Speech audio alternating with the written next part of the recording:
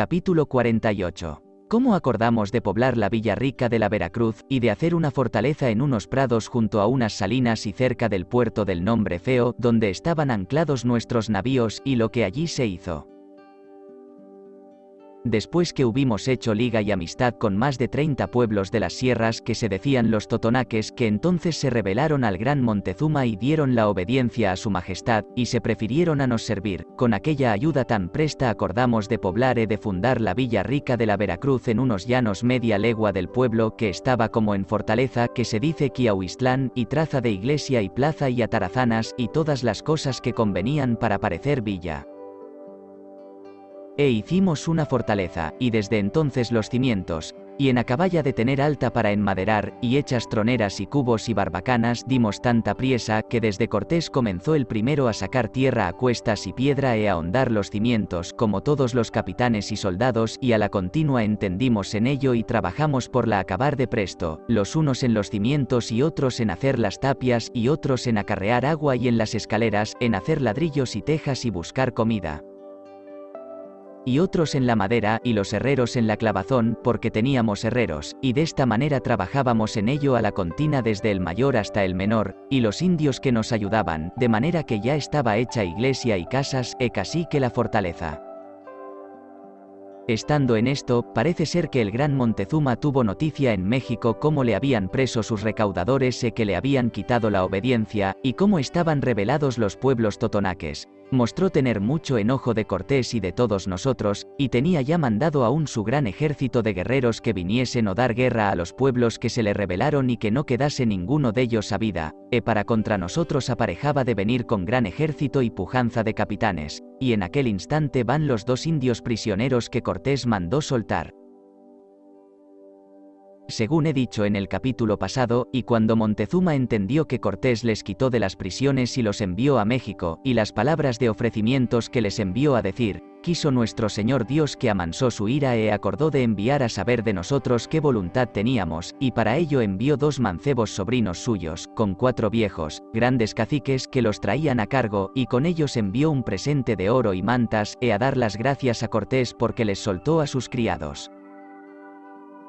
Y por otra parte se envió a quejar mucho, diciendo que con nuestro favor se habían atrevido aquellos pueblos de hacer tan gran traición que no le diesen tributo quitalle la obediencia, que ahora, teniendo respeto a que tiene por cierto que somos los que sus antepasados les habían dicho que habían de venir a sus tierras, que debemos de ser de sus linajes, y porque estábamos en casa de los traidores, no les envió luego a destruir. Mas que el tiempo andando no se alabarán de aquellas traiciones. Y Cortés recibió el oro y la ropa, que valía sobre 2000 pesos, y les abrazó, y dio por disculpa que él y todos nosotros éramos muy amigos de su señor Montezuma, y como tal servidor le tiene guardados sus 3 recaudadores, y luego los mandó traer de los navíos, y con buenas mantas y bien tratados se los entregó. Y también Cortés se quejó mucho del Montezuma, y les dijo cómo su gobernador Pitalpito que se fue una noche del real sin le hablar, y que no fue bien hecho, y que cree y tiene por cierto que no se lo mandaría el señor Montezuma que hiciese tal villanía. Que por aquella causa nos veníamos o aquellos pueblos donde estábamos, que hemos recibido de ellos honra, que le pide por merced que les perdone el desacato que contra él han tenido, y que en cuanto a lo que dice que no le acuden con el tributo, que no pueden servir a 2 señores, que en aquellos días que allí hemos estado nos han servido en nombre de nuestro rey y señor, y porque el Cortés y todos sus hermanos iríamos presto a le ver y servir, y cuando allá estemos se dará orden en todo lo que mandare. Y después de aquestas pláticas y otras muchas que pasaron, mandó dar a aquellos mancebos, que eran grandes caciques, y a los 4 viejos que los traían a cargo, que eran hombres principales, diamantes azules y cuentas verdes, y se les hizo honra. Y allí delante de ellos, porque había buenos prados, mandó Cortés que corriesen y escaramuzasen Pedro de Alvarado, que tenía una muy buena yegua alazana que era muy revuelta, y otros caballeros, de lo cual se holgaron de los haber visto correr, y despedidos y muy contentos de Cortés y de todos nosotros se fueron a su México. En aquella sazón se le murió el caballo a Cortés, y compró o le dieron otro que se decía el arriero, que era castaño escuro, que fue de Ortiz el músico y un Bartolomé García el minero, y fue uno de los mejores caballos que venían en el armada.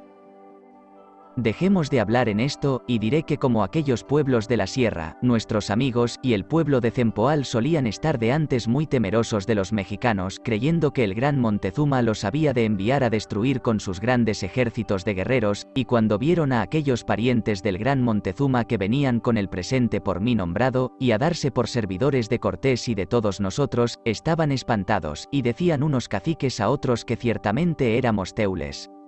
Pues que Montezuma nos había miedo, pues enviaba oro en presente.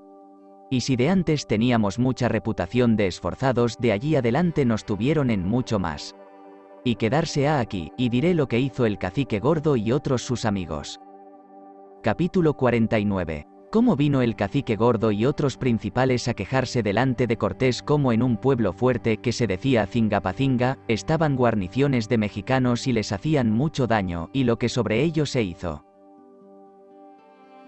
Después de despedidos los mensajeros mexicanos, vino el cacique Gordo, con otros muchos principales nuestros amigos, a decir a Cortés que luego vaya a un pueblo que se decía Cingapacinga, que estaría de Cempoal 2 días de andadura, que serían 8 o 9 leguas, porque decían que estaban en él juntos muchos indios de guerra de los culúas, que se entiende por los mexicanos, y que les venían a destruir sus sementeras y estancias, y les salteaban sus vasallos y les hacían otros malos tratamientos. Y Cortés lo creyó, según se lo decían tan afectuadamente, y viendo aquellas quejas y con tantas importunaciones, y habiéndoles prometido que los ayudaría y mataría a los culúas o a otros indios que los quisiesen enojar, a esta causa no sabía qué decir, salvo echallos de allí, y estuvo pensando en ello, y dijo riendo a ciertos compañeros que estábamos acompañándole: sabéis, señores, que me parece que en todas estas tierras ya tenemos fama de esforzados, y por lo que han visto estas gentes por los recaudadores de Montezuma. Nos tienen por dioses o por cosas como sus ídolos.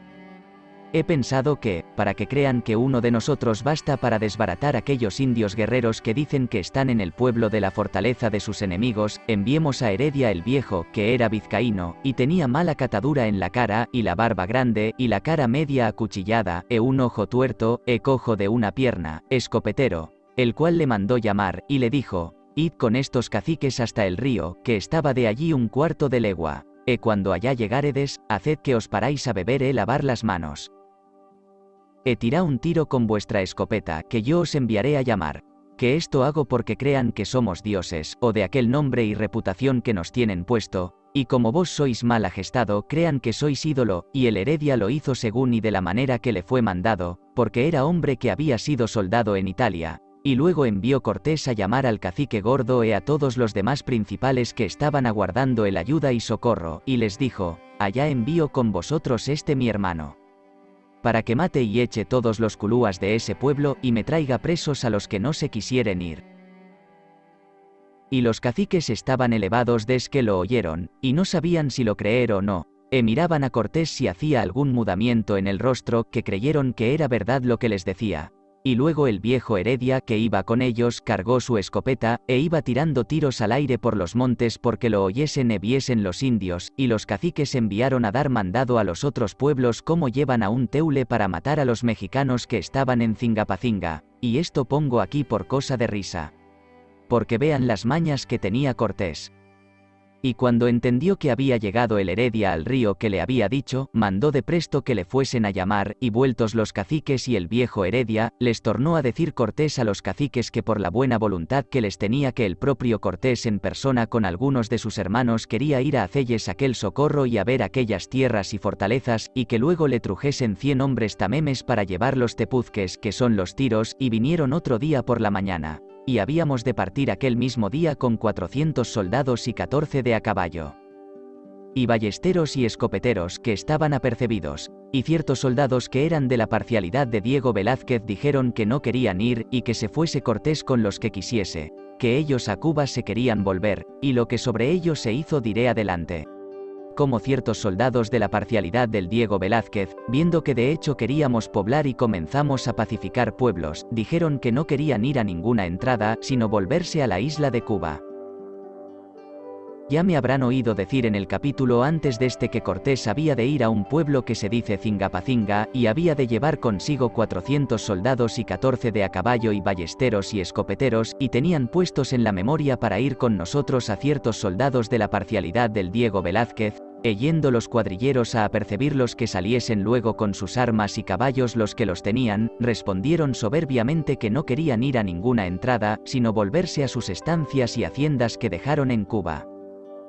Que bastaba lo que habían perdido por sacallos Cortés de sus casas, y que les había prometido en la Arenal que cualquiera persona que se quisiese ir que les daría licencia y navío y matalotaje. Y a esta causa estaban 7 soldados apercebidos para se volver a Cuba, y como Cortés lo supo, los envió a llamar, y preguntando por qué hacían aquella cosa tan fea, respondieron algo alterados, y dijeron que se maravillaban querer poblar a donde había tanta fama de millares de indios y grandes poblaciones con tan pocos soldados como éramos. Y que ellos estaban dolientes y hartos de andar de una parte a otra, y que se querían ir a Cuba a sus casas y haciendas, que les diese luego licencia como se lo había prometido. Y Cortés les respondió mansamente que era verdad que se la prometió, mas que no harían lo que debían en dejar la bandera de su capitán desamparada. Y luego les mandó que sin detenimiento ninguno se fuesen a embarcar, y les señaló navío, y les mandó dar cazabe y una botija de aceite y otras legumbres de bastimentos de lo que teníamos. Y uno de aquellos soldados que se decía Hulano Morón, vecino de la villa que se decía del Bayamo, tenía un buen caballo overo, labrado de las manos, y le vendió luego bien vendido a un Juan Ruano a trueco de otras haciendas que el Juan Ruano dejaba en Cuba. Ella que se querían hacer a la vela, fuimos todos los compañeros y alcaldes y regidores de nuestra villarica a requerir a Cortés que por vía ninguna no diese licencia a persona ninguna para salir de la tierra, porque así convenía al servicio de Dios nuestro Señor y de su Majestad.